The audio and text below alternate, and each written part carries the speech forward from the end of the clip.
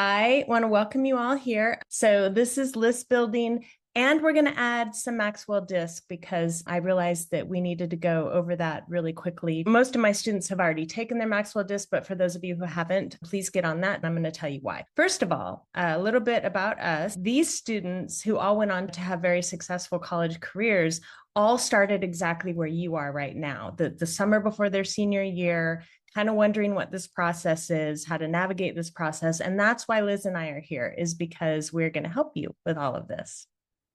Today, we're going to talk about list building and Maxwell. This is the itinerary for the whole summer workshop series. If you have questions about any of these things, there's a Google form where you can send your questions to us in advance so that we can be sure to get those answered. So we're going to start with the list building. This is the graphic that I like to show students because really the whole college application process is about selling yourself and what makes you compelling and noteworthy and impressive so that admissions officers are going to want you on their campus. And you might say, I don't know how to answer that. So that's why we're all here today, is we're going to learn how to answer that. And we're going to spend the summer answering those questions. And we start with the Maxwell DISC assessment, because really what we do is we take the results of this assessment, and instead of you having to draw from the depths of your soul all of these things about yourself to sell yourself, we just take it straight from this assessment. And it's actually really easy as long as you were really true to yourself as you were going through the assessment. So DISC stands for dominant, influencing, steady, or compliant. So the outgoing people in a DISC assessment are the D's and the I's. The C's and the S's are a little bit more reserved. And the people-oriented side of this is the I's and the S's, and the task-oriented are the D's and the C's. So those are important things for you to just kind of take note of yourself. If you don't have your results back yet, we'll talk about it. I'll go over them with all of you one-on-one. This is what it looks like. So it's a PDF. You're going to get a PDF. And some of them are 35, 40 pages long. So as we go through the DISC assessment, I don't expect you to read all 40 pages. I give you the page numbers of what I really want you to focus on in your senior year and as we're working through your college applications. So I really help you boil it down and just draw out what you need, but you get to keep it forever. You can always go back and refer to this. This is the very beginning of the assessment. And the first thing I do is I send you these 3 boxes, and we make sure that what's in those 3 boxes resonates with you. Because if it doesn't, then something went wrong with the assessment. I've actually, knock on wood, I've only had that happen once, but it could happen. So I always make sure that these 3 boxes resonate with you. And if they do, then this whole page should resonate with you. And then we should be able to go on and use the rest of the assessment. So here's just a really quick overview of how we use it. For example, if you are a D, down on the bottom, you can see the areas where your blind spots are. Blind spots, many students get a little afraid of, my blind spots are being pointed out, but it's actually super helpful for us, because where you have a blind spot, if you can think of any time that blind spot caused a problem for you, those are fabulous college application essays. So we talk a little bit about that. And then we also talk about, what are your strengths? Where do you thrive? What kinds of activities and careers would be great for you? So it's good to know both sides of yourself. You have to know yourself to grow yourself, is what John Maxwell says. There's also personal growth areas specifically for each D, and I actually just pointed out 2 here, because if you can think of a time where you had to strive to be an active listener, that might be really hard for a D to do. So doing something that's really hard and thinking of a story in a time when you had to do that, those end up making really good essays. So I'm pointing these out now for you to look at, just so you can start kind of thinking about ideas for topics for essays. We're going to do an entire workshop on how to choose the right topic, but these are just things to get you thinking. Okay, so let's talk about the I's. The blind spots are they need to listen more and they need to focus on deadlines and milestones. And their strengths are that they're super friendly. They connect really well with others and they inspire others. I's have a really hard time listening more and talking less. So this is a personal growth area and focusing on details and facts. So the I's in this process are going to struggle with letting the numbers tell the story. When they look at their spreadsheet, when we start filling out those spreadsheets, it's going to be hard for eyes to really turn their attention to those numbers. And I'm going to work with you on that because it's really important. S's need to learn to accept change and balance the needs of others with their own needs. But their strengths are that they love to find a middle ground and they desire to help people. Again, I just pointed out two things that might be interesting for an S to think about, which is dealing with confrontation constructively and develop more flexibility. So if you're an S and you can think of a way or an incident or an experience where you had to deal with confrontation, that might be a topic to explore for an essay. And then C's. Okay, C's are really logical. They love research. C's are probably looking at universities, big universities. They're really excited about research. A blind spot for a C, a person who's really research oriented, is to focus on excellence, not perfection. That would be really hard for a C to do. And let me see here. Being less critical of others, that's also a personal growth area. So these are just some of the things that we talk about with the DISC assessment. That's all I'm going to say about it today, because I'm going to go through this with all of you one-on-one with your personal DISC assessment. We are going to jump ahead to Academic Writing 101 just for about 2 minutes in this workshop, because I need to show you this. Step number 3 in academic writing is research. And the college application process and building your list is all about research. What kind of research am I going to have to do? Well, you're looking for a good academic, social, and financial fit for you and for your family. So that's kind of the overall, the big picture umbrella of what list building is. A good academic, social, and financial fit. So here are the steps in the writing process for academic writing. You can see that research is step 3, but in the college application process, we do this step first because you can't write your essays until you know what schools you're going to apply to. So we have to get a really good, solid list so that when the Common App refreshes later this summer, and the schools get all their essay prompts finalized, you're ready to start writing. We don't want to put this off because as soon as those lists are out, I have one of my students this year is in the Atlanta area, and that student goes back to school on August 1st. So we don't have a lot of time to get all this done. So the research needs to happen now. So I'm going to show you how to do that research. When you're building your list, there is no such thing as a safety school. I don't want you to go into this process thinking that you have safety schools in your back pocket, because you do not. I also don't want you to think that a 4% acceptance rate equals a 4% chance of admission. The math is not cumulative on this. So it doesn't mean that 100% of the people who apply to UPenn have a 4% chance of getting in. That's not how it works. What it means is that of all the students that UPenn is looking at who are qualified, who fit their target market in a holistic process, those students have a 4% chance of getting in. You'll never know what those things are. You just will never know what admissions officers are maybe looking for that year. So I don't want you to think that the more applications you send out to these highly selective schools, the better your chances of getting in. The math just doesn't work that way. I've had mathematicians run the numbers. It just doesn't work. So I know this is really hard for you to see because it's super small, and there's only 2 schools on this list. All of you have gotten a spreadsheet from me where we're starting to put in schools and we're starting to put in a whole bunch of numbers. And by the end of this process, the spreadsheet's going to be filled with a bunch of numbers. And those are the numbers that are going to tell the story. Well, where are we getting those numbers from? I'm going to show you here in a minute.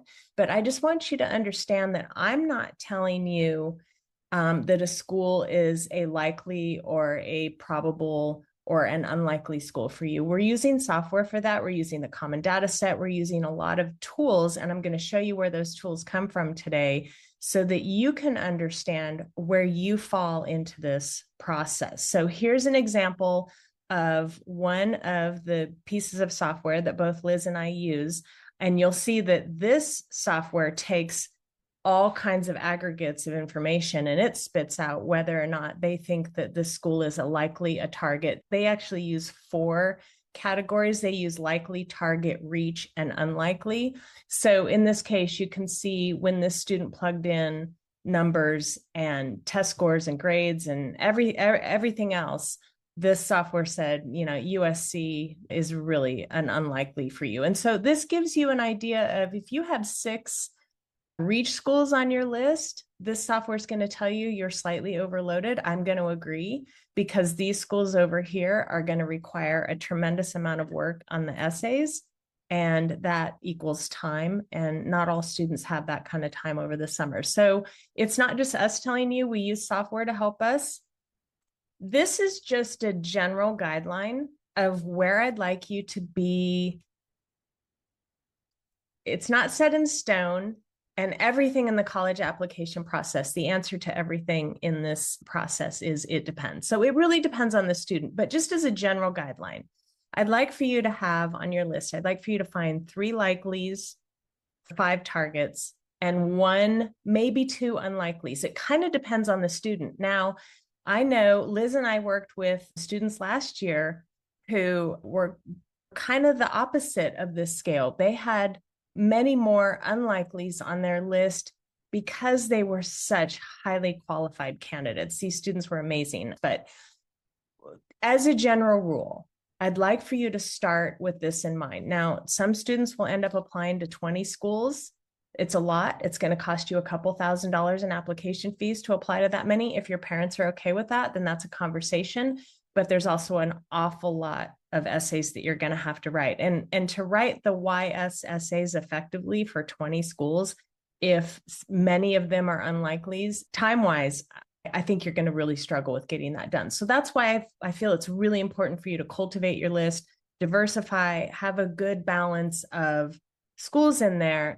And I also want you to be successful in this process. I don't want you to apply to a bunch of schools that you're just going to get rejection after rejection after rejection after rejection. I want for you to be successful in this process, because if you want to go to college and you want to get a degree, I want you to be able to achieve that goal. And I want you to be able to achieve that goal at a school that you would be happy to attend. So I don't want there to be schools on your list that you don't really want to apply to. I don't see the point in that. So those are some of the things you have to think about and weigh. Okay, so as we're building the list, there's 3 things I want to discuss with you.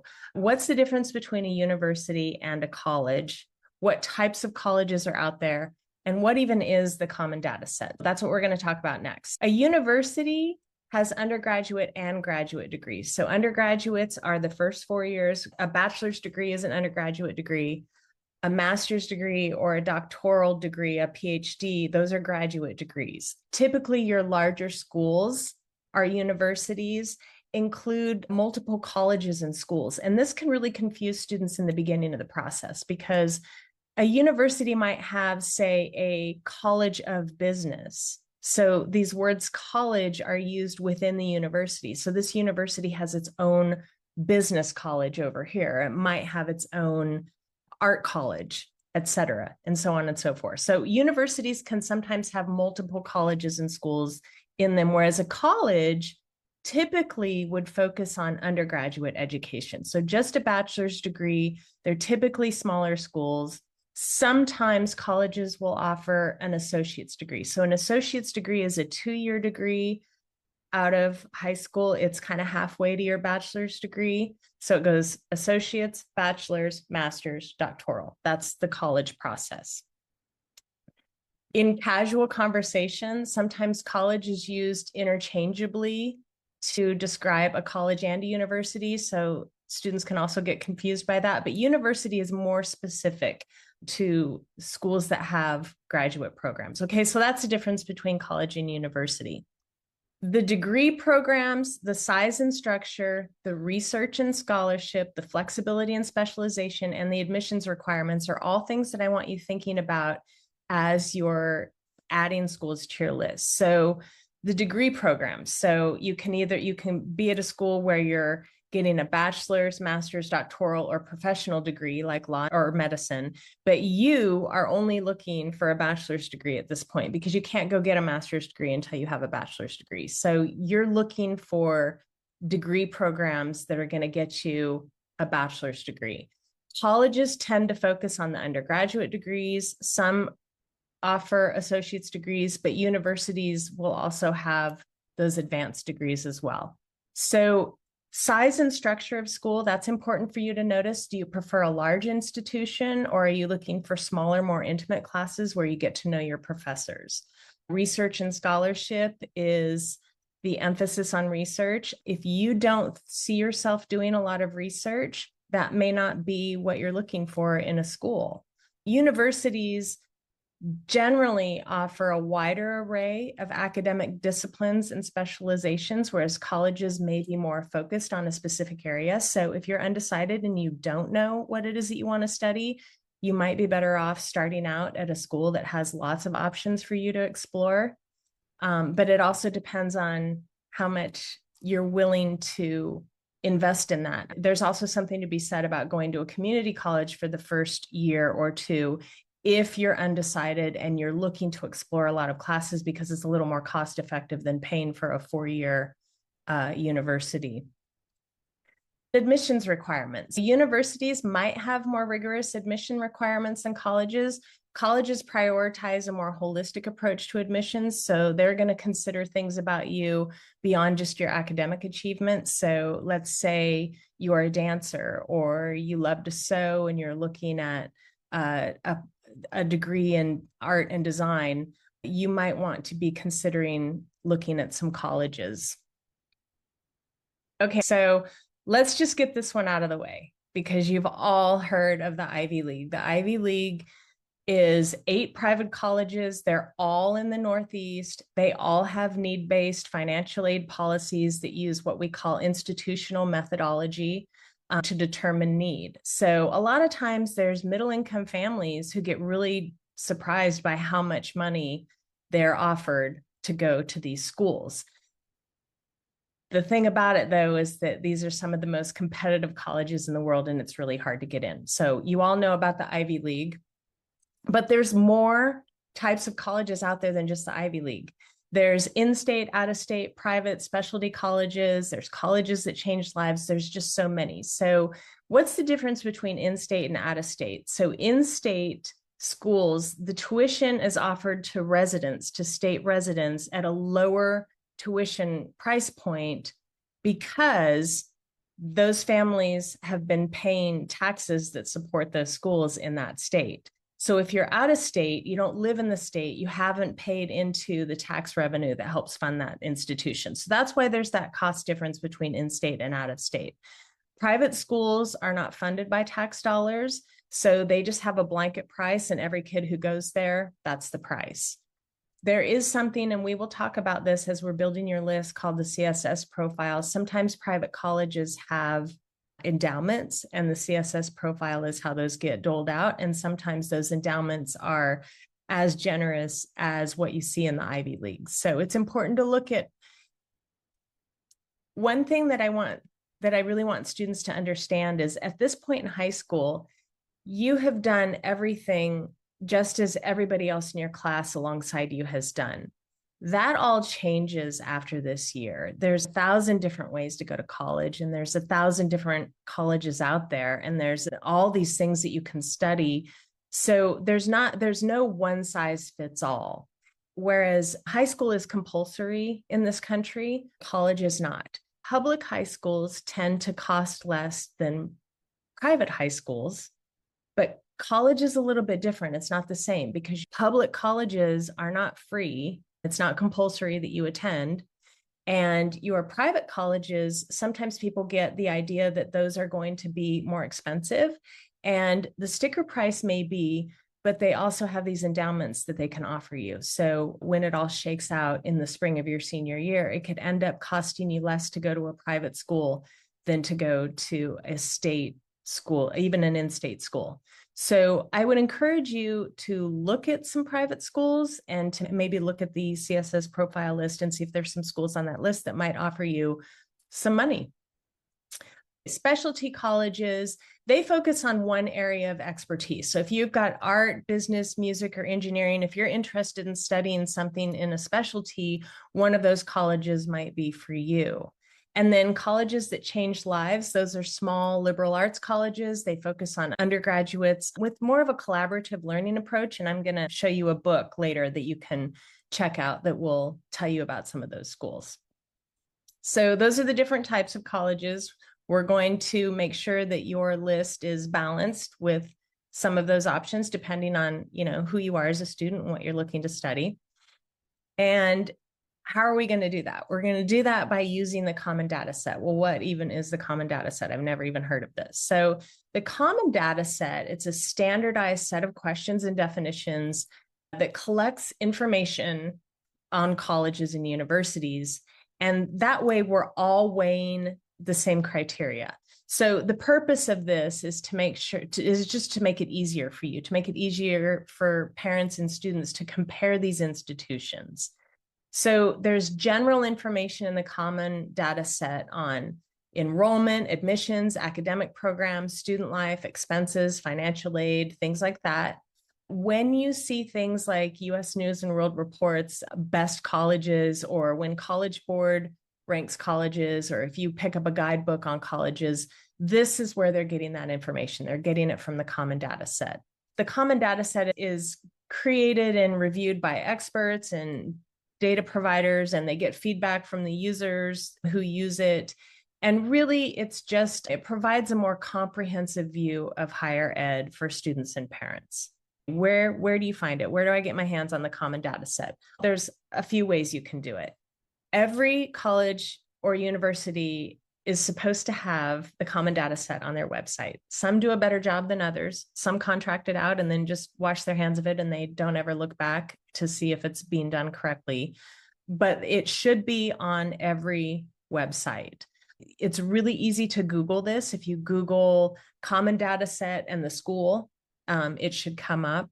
There's a common data set repository, so you can find it there, or you can go to your high school counselor, like a Miss Liz or me. If you've got an educational consultant, I can help you with that as well. Now, when I show students the common data set, I put it in your spreadsheet. So you can see here, this is the second tab of the spreadsheet, and this is the common data set for UVA. This is just an example. I know you can't read all of these over here, but I made it larger over on the right so that you can see for this particular school, the admissions considerations that are very important are right here. If GPA is super important to a school that you are really interested in and your GPA isn't that great, then that helps you to decide, well, is this a school that I want to apply to? The common data set is where we get all of the numbers that we pull for your spreadsheet as you're working through this process. Here's some other ways. So your high school might use SCORE or Naviance. If your high school does not use either of those programs, you can go to collegedata.com or NICHE or College Board. You can get some of this information there. But if your high school is using Naviance or SCORE, you definitely want to take advantage of that. These are some other things that we use. The FIS Guide 26 is not out yet. I'll show it to you here. It's a huge brick of a book. It's really, really big. And it doesn't have every single college in the world in here, but it has a lot of them. And so I try to get you as much information as I can from the FIS guides. I just think it's better than going to Reddit as far as finding accurate information on what it's really like to be on a campus. Colleges that change lives, I'd love for you to look at these 40 schools that will change the way you think about colleges. These are some of the smaller liberal art and specialized colleges. And then the Pivotal College Planning Workbook. This is a great workbook. I use this with my students all the time. So again, 3, 5, 1, maybe 2. These numbers can change depending on the student, depending on your interests, depending on your qualifications. But this is kind of our starting point. This is where we want to start. We're looking for a good academic, social, and financial fit for you and your family. So it's really important that you have a conversation with your parents to find out, what is our family budget for me to go to college? Because I would hate for there to be heartbreak next spring of your senior year because you did all this work to get into this school and there just is not the money to pay for it. Let's find that out on the front end and figure out how to get you where you want to be in a way that's going to work for you and your family. Okay, so that's pretty much it. Is there any questions? I don't see any questions, but let me look and see if they're in the Q&A.